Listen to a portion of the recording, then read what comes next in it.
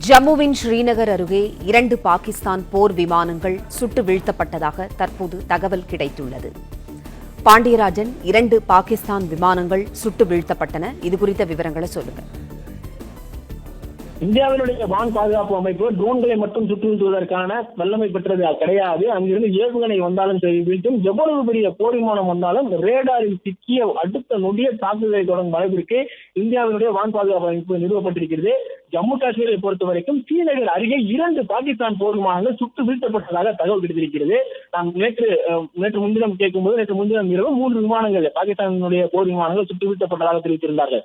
ஆனால் ஸ்ரீநகர் அருகே 2 பாகிஸ்தான் போர் விமானங்கள் சுட்டு வீழ்த்தப்பட்டிருப்பதாக ஒரு அண்மை தகவல் நமக்கு கிடைத்திருக்கிறது. இந்தியாவினுடைய வான் பாதுகாப்பு அமைப்பின் மூலமாக இந்த போர் விமானங்களை யார் காப்பை கூட நம்மால் அடித்து ஒதுக்க முடியும். தற்போது சுட்டு வீழ்த்தப்பட்டிருக்கிறது. தடையை மீறி, எல்லையை மீறி இந்தியாவினுடைய வான் பாதுகாப்புக்குள் வான் எல்லைக்குள் நுழைந்திருக்கக்கூடிய எந்த பொருளாக இருந்தாலும் சுட்டு கொள்வதற்கான அவசர நிலை அங்கே பிரகடனப்படுத்தப்பட்டிருக்கிறது. எந்த பொருள் அங்கிருந்து வந்தாலும் அவற்றை கண்மூடித்தனமாக சுட்டு வீழ்த்துவதற்கு இந்திய வான் பாதுகாப்பு அமைப்பு தயார் நிலையில் இருக்கிறது.